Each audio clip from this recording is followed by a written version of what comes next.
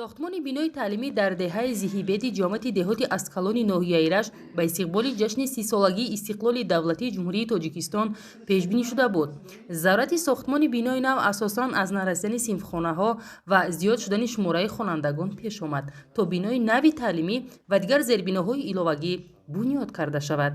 ما ساکنان دهه ذهیبت مینداری خیش را با اساسگزار صلح وحدت ملی پیشوای معظم ملت محترم جناب عالی امام علی رحمان رساندیم که برای ما امروز چنین یک مؤسسه زمانوی با تمام تجهیزات زمانوی ساخته و استفاده دادند. سالهای پیشین خوانندگان دهه ذهیبت برای تحصیل علم بر دهه همسایه که مسافه 3 کیلومتر راه را طی میکنند برای تحصیل علم میرفتند. با دستگیری و غمخواری های پیشوای معظم ملت محترم جناب عالی امام علی رحمان برای ما یک مؤسسه تحصیلات عمومی اساسی ساخته و استفاده دادند.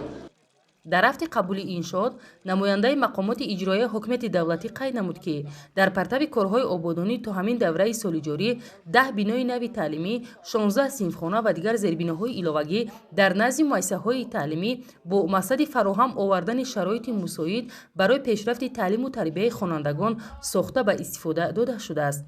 اینک با استفاده دادن بینای نوی تعلیمی در دهه ذهیبت امکان می‌دهد تا خوانندگان در صنفخانه‌های گشاد و برهوا تحصیل نموده سویه دانشی خود را باز هم بلند بردارند.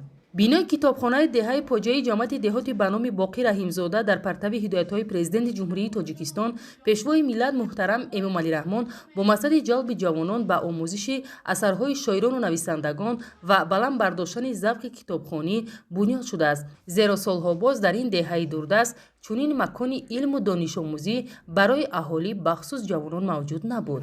در دهه مهنت آباد با افزایش اهالی ضرورت بنیاد بنگاه طبی پیش آمد. این است که مردم دست جمعانه با کمک مقامات محلی و دیگر شخصان سخاوتمند در مدت کوتاه کارهای ساختمانی را انجام داده انشاءات را به استفاده دادند تا بیماران دیگر به مرکز ناحیه نرفته در این مؤسسه تندرستی به طبابت فرا گرفته شوند. بنگاه طبی دهه سنگیکر با مقصد باز هم بهتر نمودن خدمت رسانی طبی به اهالی دوردست دهات از حساب صاحبکاران و سهم اهالی بنیاد شده است. زیرا سالها باز در این دهه چنین انشاءات طبی موجود نبود. این است که با استفاده دادن بینای نو شرایط فراهم می‌سازد تا من بعد بیماران از خدمت رسانی های طبی استفاده نموده سلامتی خود را برقرار نمایند.